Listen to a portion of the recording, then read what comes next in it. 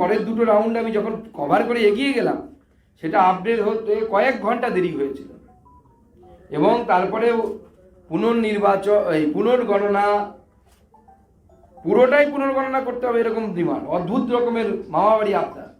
তারপরে টোকেনের মতো 10টি মেশিন, যেখানে আমি ডিসেন্ট দিয়েছি না, আমি এতে রাজি নই, তারপরেও ডিএম জোর করে 10টি মেশিন পুনর্গণনা করার ব্যবস্থা করে। যথারীতি দেখা যায় যে 10টা মেশিনে ইভিএমে যা আগের বার ভোট ছিল পরের বার তার তো কোনো পরিবর্তন হওয়ার জায়গা নেই। তো স্বাভাবিকভাবে তারপরে প্রশাসন বাধ্য হয় আমাকে সার্টিফিকেট দিতে। কিন্তু এই ধরনের আচরণ যদি রাজ্য সভাপতির কেন্দ্রে হতে পারে, তাহলে তো অন্যান্য প্রার্থীদের ক্ষেত্রে প্রশাসন কি অবস্থায় ছিল সেটা পরিষ্কার বোঝা যাচ্ছে, সহজে অনুমেয়। ভোট গণনা চলাকালীন আনঅথরাইজ পার্সনরা আমার গণনা কেন্দ্রে ঢুকে গেছে। বালুরঘাট মিউনিসিপ্যালিটির চেয়ারম্যান, সিসিটিভি ফুটেজ খুঁজলেই পাওয়া যাবে, তিনি অথরাইজ পার্সন না, তার আই কার্ড ছিল না, সেই গণনা চলাকালীন গণনা কেন্দ্রের ভিতরে ঢুকেছে।